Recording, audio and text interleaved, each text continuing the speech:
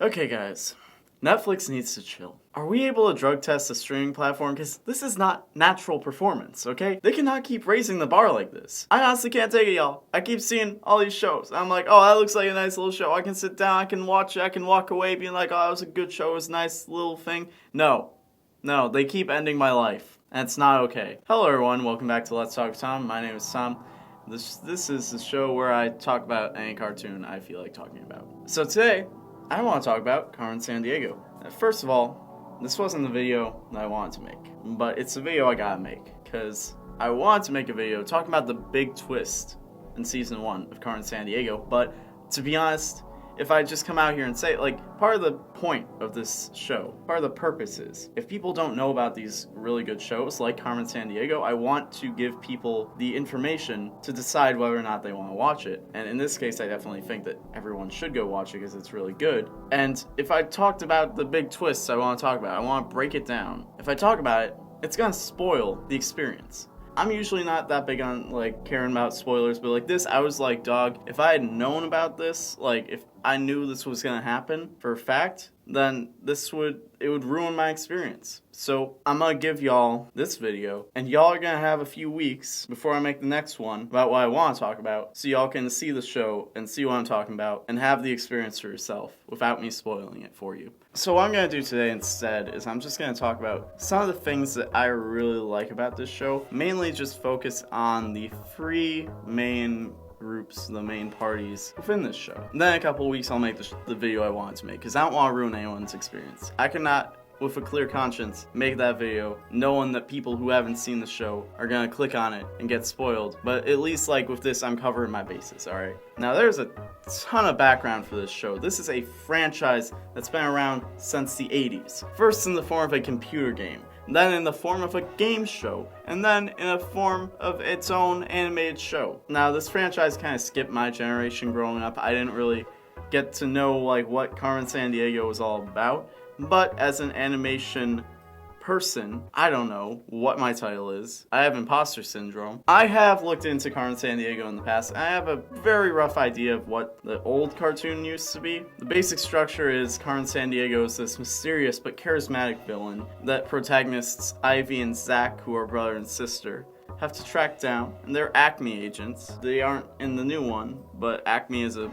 present thing. And the framing device is the context of the whole show is it's like a meta thing where it's just a video game and there's a player, a live action actor playing a person playing a computer game, which is what the show actually is. Now, since I'm not quite knowledgeable enough on the old show, I'm not going to make a video that is explaining the differences, the changes, the way they adapted it. I'm not qualified to do that, and I'm sure someone more qualified will make that video. But for context, I'll draw the connections I can. For one, Carmen Sandiego is no longer a villain. She's more of a Robin Hood type anti-hero. And she actually works with Zach and Ivy to fight against evil. And by the way, I've heard that some people don't like Zach and Ivy's new characters or their Boston accents, but I kind of like it. This show is about traveling the world, and professional people are mainly filling the cast, and it's to have characters that just have these weird East Coast New England accents and just that whole attitude to them. It really grounds it more so in reality. It makes it more accessible to people who ain't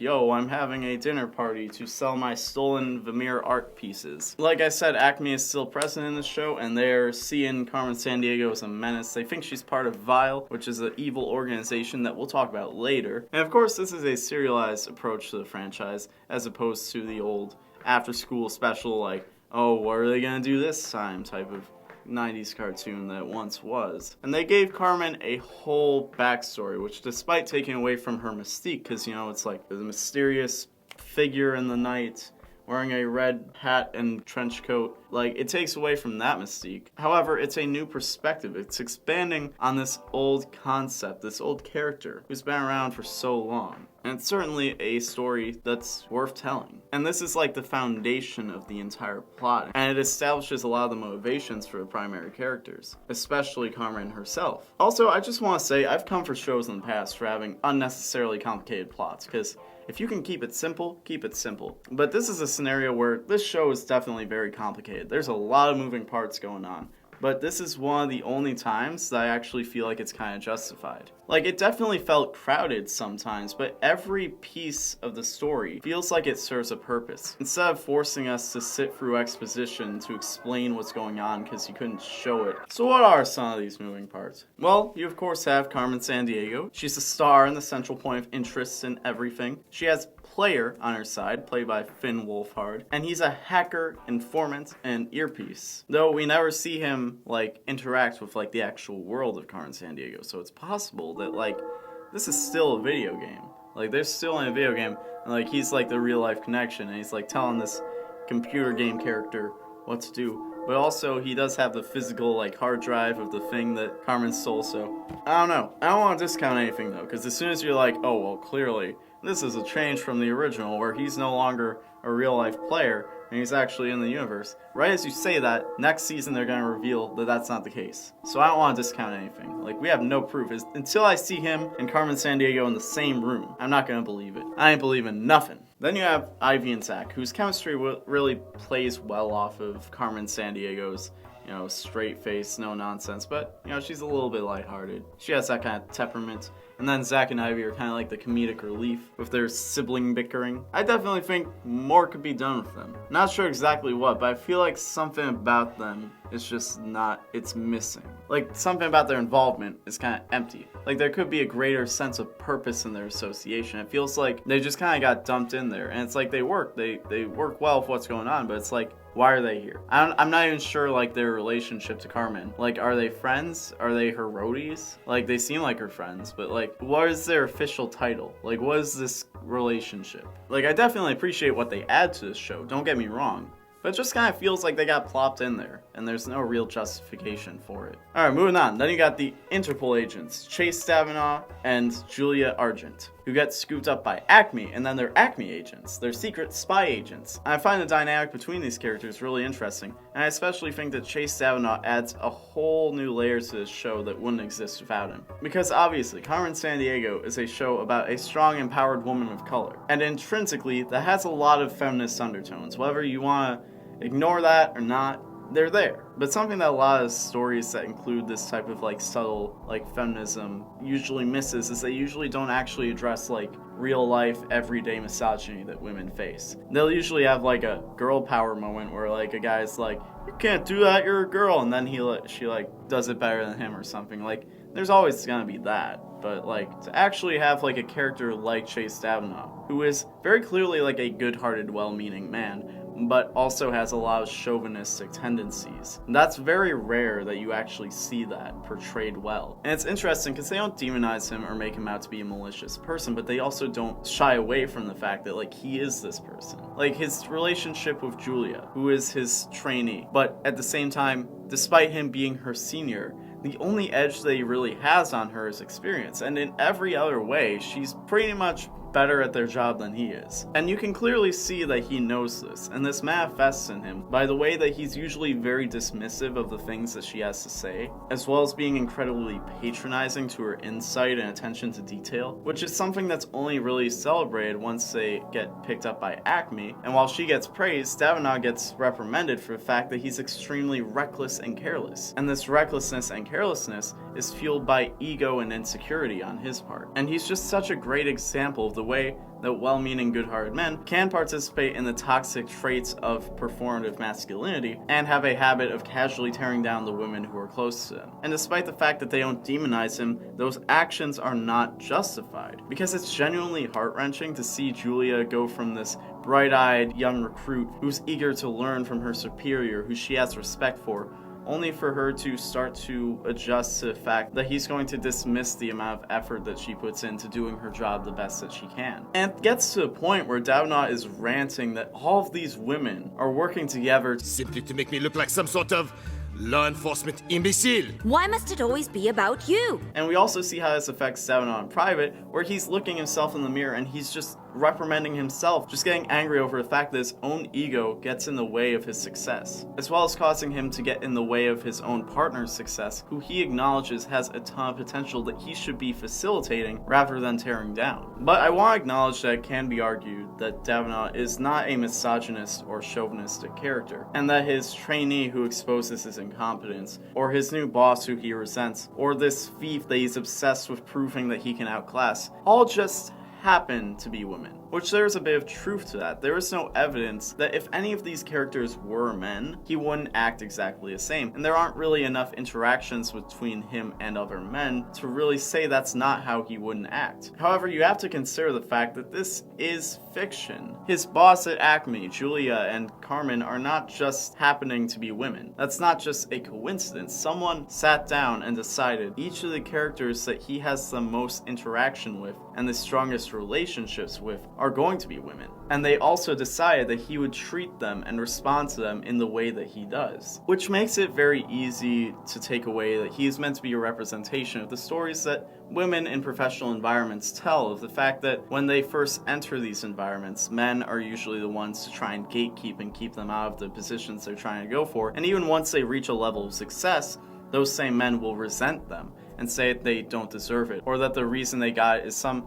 patronizing thing relating to being a woman. For example, if a professional woman is attractive, she's in her position because she's attractive. If she's not attractive, she's there because she couldn't get a man. It's a very well documented cycle of misogyny that this specific character has a lot of dynamics that really emulate that. And guys, fellow men, before you go and get upset about me pointing this out, let me also point out that they make a point of making him sympathetic. Davenant ends the first season en route to make a full redemption, showing that even if men are guilty of these toxic behaviors, they can be redeemed, which is an extremely generous representation and a very positive message. Also, one last thing about Davenant that is not related to any type of thing that'll get me called in SJW. I love how in the first scene with him and Carmen, it's just such a night and day comparison between their physical abilities. Carmen is doing all these crazy acrobatic graceful things, and he's trying to follow everything she's doing in a very real way. That's probably how I would be in that situation. That's how pretty much all of us would be in that situation. And I like this because a lot of times in shows where you have a character like Carmen who can do all of these crazy physical things, it usually fades into the background because everyone else can do it. But here they make a point to say this is not the rule. Carmen is the exception. She's exceptional, and that makes her feel so much more special, and it just so happened that Davenant had to be a fall guy for that. But I really appreciated that, and I wanted to mention it. Now lastly, you have Vile, an evil association of thieves who run a vocational school on a remote island, training thieves. This is the origin of Carmen's backstory and her credibility, because when she was a baby, she was found abandoned in Argentina by a member of Vile, and they took her back to the island because they're good people despite being evil, and they raised her and taught her about the world and different cultures through various people, kinda tying in that whole trivia aspect of the whole franchise, And there's a 5-person council leading this organization that all looked after Carmen as she grew up, taking her under their wing. And based on the affection and warmness of one coach, Brunt, it's believed that she is the one who found Carmen and brought her back to the Isle of Vile. That's totally what happened. 100%. Definitely. Eventually, Carmen would go on to join their vocational program early, at a young age, despite the protests of one member, Shadow-san. And during this time in the school, she would become close with her classmates, Crackle, Tigress, El Topo, and Le Chevere. Oh boy, my colonizer French-Canadian ancestors are rolling in their graves right now because I do not know how to pronounce this. So I'm going to put it on the screen. Y'all can figure it out. But then at the end of her program, Shadow-san failed her unfairly because he didn't think that she was ready as far as her maturity goes. And this whole fiasco caused her to rebel against the school, and as she learned more about the outside world, defect altogether because she now realizes, oh, these guys are not as good as I thought they once were. So then she takes on her Robin Hood anti-hero persona, leading into the modern day adventures that we see. Now, Vile remains the main threat throughout the series, utilizing Carmen's classmates as antagonists and occasionally dipping into 5 main members of the council. Topo and Chevre, the guy I can't pronounce, are mostly used throughout the show as enhancement fall guys to put over Carmen, Zack, and Ivy, and they're mostly used for minor storylines, while Graham is a former close friend of Carmen, now turned against her, and Tigress is a bitter rival of Carmen's, and they're used for the more higher profile stuff. And now I do want to talk more in depth about Vile in my next Carmen Sandiego video, breaking down that big twist in season 1, because they have a lot to do with it, and it has a lot to do with this whole origin story. So go watch this show so that when that video comes out, you don't get spoiled, you get the full experience, and also you get to have a little, I don't know. But I really want to break down that twist, because it takes the show to another level. It takes it from like up here to like up here. I got like a rush of emotions as soon as that was revealed. I was glued to my screen. Like, I cannot hype this up anymore. That's all I gotta say. Thank you for watching Let's Talk with Tom on the Roundtable, but Tom isn't just on the Roundtable. I have my own self-titled personal channel. I have a Twitter, I have an Instagram, I have a Snapchat, I have all that good stuff. In fact, I even have a Tumblr. So, if you're interested in any of that, check that out, and I'll see you next time. Goodbye!